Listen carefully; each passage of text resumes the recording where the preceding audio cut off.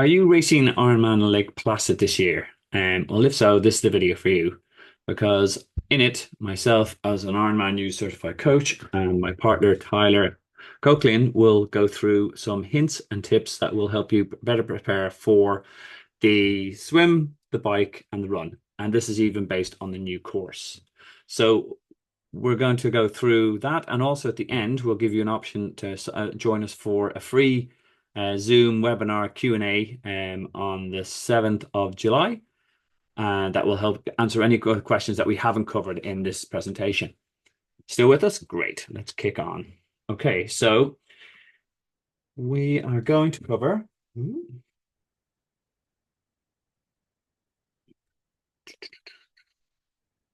swim course, bike course, run course, and key things that you'll need to know in the last couple of weeks in leading up to your race. So who are we? We are Tyler Coquelin from Turnaround Sports, Stephen Moody from Smart Endurance Solutions, and we are experienced Ironman coaches. And Tyler also has the distinction of completing Ironman Lake Placid 3 times already. So he's got some cool insider tips, and this is why we've got a load of information to share. Okay, so let's get to it. This is what you're going to start off with on the 21st of July. It's an awesome course. Look at that lake. It's absolutely pristine. Yourself and thousands of other athletes are going to take on a brilliant challenge of a lifetime. Um, so the swim course is quite unusual in the sense that it is a two-loop course and it has an Australian exit. An Australian exit is essentially when you're doing two loops, but on just before you start the second loop, you have to exit the water, go across land, and then enter the water again. So there's some key things we'll give you hints and tips on how to handle that.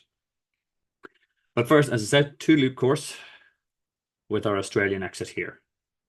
And heads up, it can be a non-wetsuit swim. It has a history of being non-wetsuit swims. It depends very much on the preceding weather. Was it where it's rained in the last couple of weeks? What will affect the lake temperature? So do prepare yourself for the fact. But also a great tip: don't get sucked into the social media. It is, it's not, it's this wetsuit. Try to chill out. Try to distance yourself from that.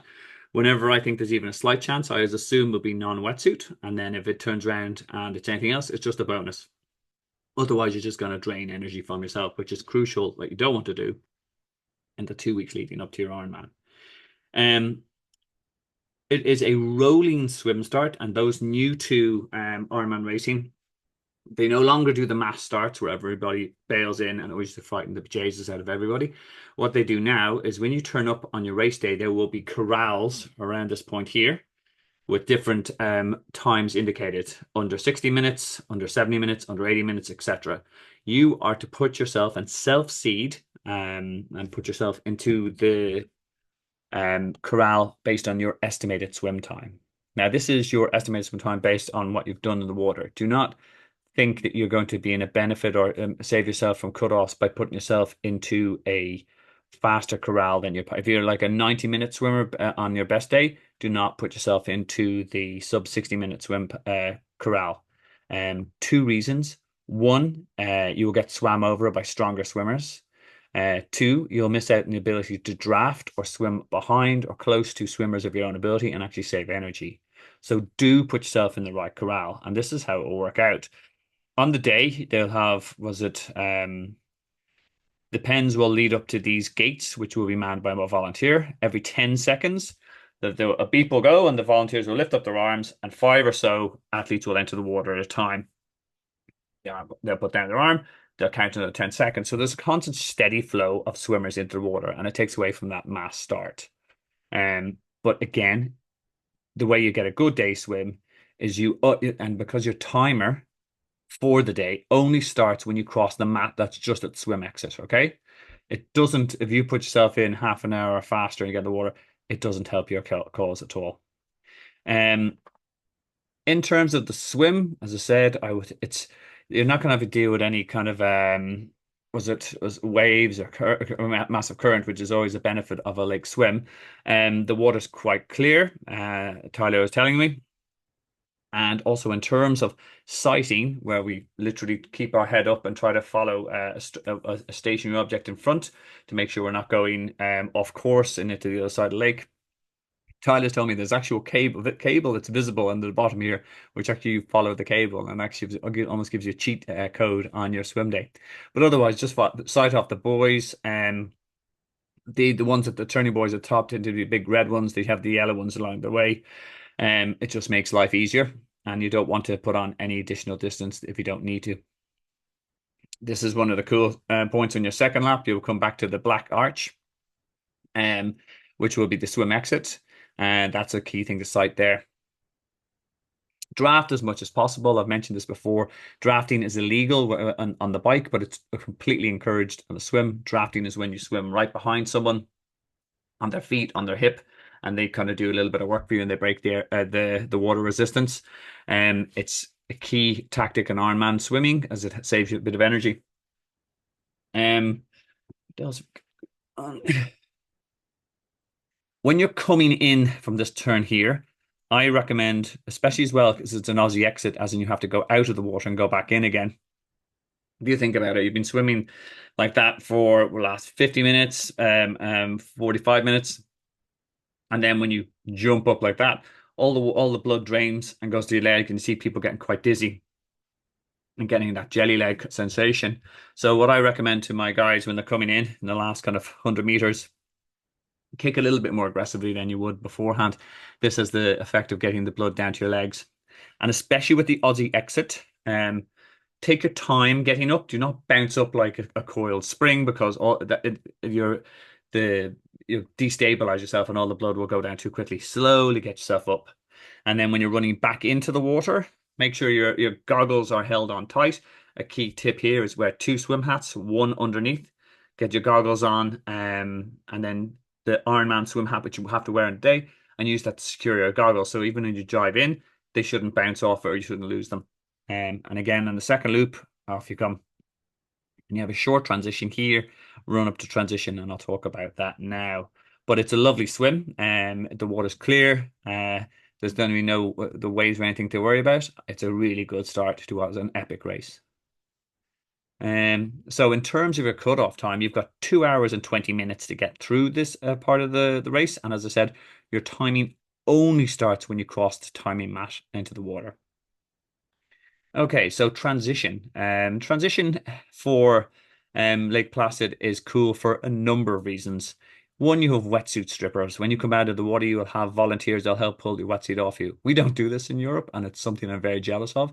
You have to struggle to get out of your wetsuit on your own, but that's a brilliant thing. Definitely say thank you to these guys. They really help you. Um, Another cool thing about Lake Placid is it's a single transition, as in your T1, as in your swim to bike, and your T2, your bike to run, are the exact same location. It minimizes any logistics of the day before. And it's also one of the coolest transitions on the circuit, because I've been reliably informed the oval is actually used for speed skating in 1982 Winter Olympics, which I think is awesome. As you can see, it's a fairly packed area and all the rest, but it's well laid out and it's well neutralized in terms of whichever you will be told where to rack your bike based on your bib number.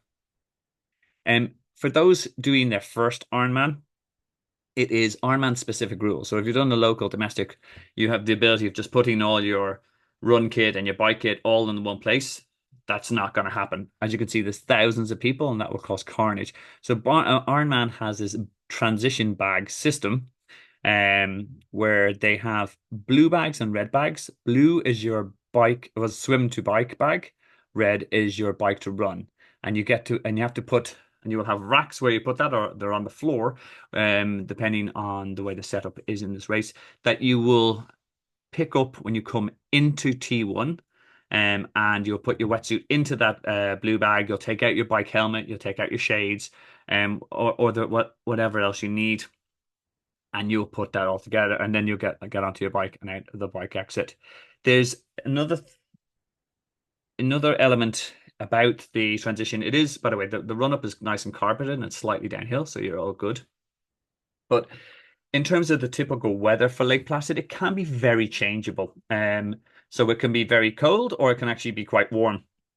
So in my video in the comments below, I explain what goes into your transition bags and the blue bag and the red bag to make it easy for you.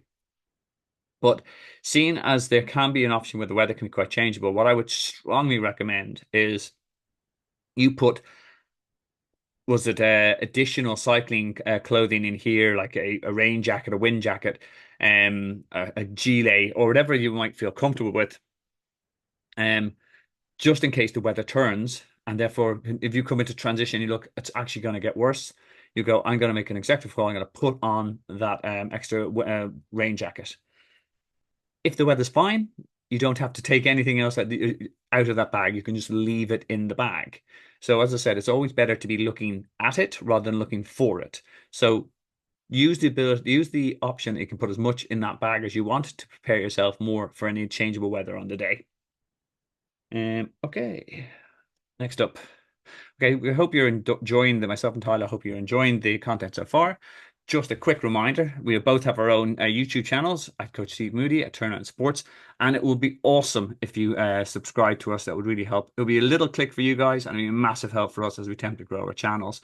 And again, if you're enjoying the video and finding it useful, and there's even more great tips to come on the bike section and the run section and other tips for the race day, give us a like. Okay, thanks very much, folks. Okay, so here is the bike course. Now, this is the new bike course. They've changed. A couple of things that are still the same. It is still two loops. Um, the road surface is good. It's not like an Ironman Bolton or an Ironman Cork where the road surface is shocking. Um, it's so it's good, solid American roads. It's hilly, although Tyler's of the opinion, and we'll cover this in a Q&A if you want, that the new course should be faster. About that Q&A, but I'll describe at the end how you can actually sign up for that. Um, so, but there are some sort of was it points to be aware of, and we'll talk about them now. So your this is also the new elevation profile. And the key area for us is around 10 and 20 miles. And again, 17, 18 miles is this point here because it's a long descent, but it's slightly technical. So it weaves a bit of chicane. Now it's not as dramatic as the European races such as Mallorca. It's not no, there's none of these big massive switchbacks, but there's still a good enough curve and all the rest that you will need to be tight on the bars, and also just there can be a bit of a crosswind at this point, so you can expect some speed wobbles on this part of the course. Be prepared, very much in control of the bike, and just make sure that you feather your brakes. Feather your brakes means you gently touch them rather than slam on. It allows you to control your speed and just always be in control of your bike on this course because it's hilly, as you can see the elevation profile here. People get a little bit greedy when it comes to descents. They sort of look, I've worked very hard to get up here. I really want to build up speed. Always in control. Do not get greedy on the descents. Um, but overall, it's a good testing bike course. It's not one of the easiest by far, not even close to being one of the easiest on the circuit. So you've taken on a great challenge and you should have a great day out on this. In terms of the overall cutoff for this, your swim plus your T1 plus your bike time, you've got to get there before 10 and a half hours or else your day is done. Pace it right, fuel right, and take it easy on the descents, and you will definitely get there. Okay, aid stations. This is something quite new, can be quite new for, again, the first timers. This is the typical flow of an Ironman aid station. There has a trash area, which is the only place you can chuck your rubbish. There's water. There's a isotonic drink. I've crossed out this. It's not Gatorade this year. It's Mortal Hydration. And we're not 100% sure of the actual flavors yet. I hope it's not spicy margarita. And they will be pre-mixed in bottles. Okay. There will be Morton gels. I'm not too sure what the bars are, do you guys? There will be bananas. And again, the Mortal Hydration water, bike mechanics, and toilets and sort of a staging area. If you're new to Ironman and you don't really know how the Ironman aid stations work, I have a video below. This is again where the aid stations will appear on the course. Now, I've had to extrapolate these a little bit from the course map because I wasn't, it doesn't give it for the new course where exactly they are, but you can work out it'll be roughly around 18, 35, 45 miles, 52, 64, 74, 91, 100, and 108. Top tip here, when you get that information right from the athlete guide, I would write that down, print it off, and stick it on your stem of your bike. So therefore, you do not need to worry about when the new aid stations are coming up. You'll know. It's just easy. And you just think, and even, I'm an accountant, I remember all this stuff. Never underestimate the power of race brain. And when we put really intelligent people, which you all are, into Lycra, your brain goes to mush. So take any thinking out of the equation. As I said, I do have an actual video on how aid stations work and how to etiquette about how to slow down, how to work with the volunteers, how to make sure you get in and out safely in the comments below. Make sure you check it out. Okay, so we have done our swim, we have done our bike, we are feeling absolutely epic, and we're straight back to our transition area. And as I said, this is still loving it because there's another bit of rock star moment where you actually have bike catchers. Again, completely jealous as a European because we don't have them here. But the bike catchers are when you're coming into transition, one of the volunteers will take your bike and you just run off to the changing tent and they'll rack it for you. Whereas us poor Europeans have to go rack our bike and then run to a changing tent as well. So enjoy the moment. It's awesome. And don't be afraid someone's stealing your bike when they take it. It's all part of the process. And again, I joke, but people's brains get very frazzled after the three was it a the an Ironman swim and an Ironman bike. So just enjoy the moment. My top tip about T2 is get in, get out. NGHIIT2 stands for nothing good happens in T2. Don't sit down. Don't think about it. Don't worry about the question mark. I don't think about, I'm about to do a marathon. My legs are a bit sore. Get moving. Get in, get out. Um, Again, they have the Ironman specific rules, and this time you'll be looking for a red bag, which is the bike to run. So that's where you put your bike helmet. That's where you put your shades. That's where you'll take out your bike, sorry, your hat, your visors. Change your socks. Top tip. Dry socks are absolutely wonderful on an Ironman run. And if you might think you'd be saving yourself, was it 30 seconds by not doing this in T2? Daft. Make sure you get nice dry socks on. Again, I discuss all the bits and pieces that you need to go into the bag and sort of top tips on that in my little video below. Now we're hitting the run. Again, this is a new run course. It's a nice course. They've made a couple of changes, which is actually going to enhance the athlete experience. It is still lumpy, as in it's not not as flat an Ironman run course as Florida, as Texas, etc. But it's actually there's a lot less elevation than the previous L course. I did a bit of um maths on it. It's actually 300 meters less, sorry, 300 feet less of climbing. So thank you very much, Ironman. Always time to give back. Um, this is the elevation profile, as you can see, fairly up and down for the two loops. But again, you just need to manage them in your pacing strategy. Top tip for your marathon, and again, is actually have your fueling strategy. There's a video on the bottom about Ironman fueling and Ironman race nutrition. Have a look at that if you want. But the key thing is these are the things you will get at your aid stations: water, mortal hydration. Okay, this endures the Red Bull, cola, the bars, chips, a lot of things. And one of my top tips for athletes is do not ever miss an aid station on an Ironman marathon. You may not be feeling it, but make sure you're taking on fuel. If you're not even just sipping a bit of was it cola, or you're kind of rinsing out your mouth or pouring some water on your head to get some relief, do it. And again, also another top tip here is where you will need to carry fuel on the bike and work it with aid stations. I carry nothing on the run because Ironman are not cheap. So therefore I go, right, Morton gels or whatever, $6, $7 a pop. I'm gonna why should I bring my own? Ironman's aid courses are all throughout it, so I'm going to feast on Ironman's was it a bouquet.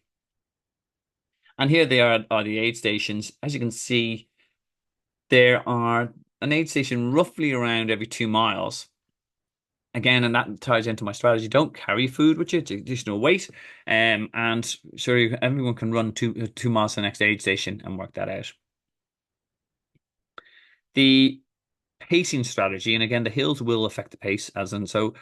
But what I recommend to my athletes who are doing their first Ironman is it's very daunting. Your legs are fairly fried. You've just done an epic 112-mile cycle, and you go, wow, oh, this is going to be really hard.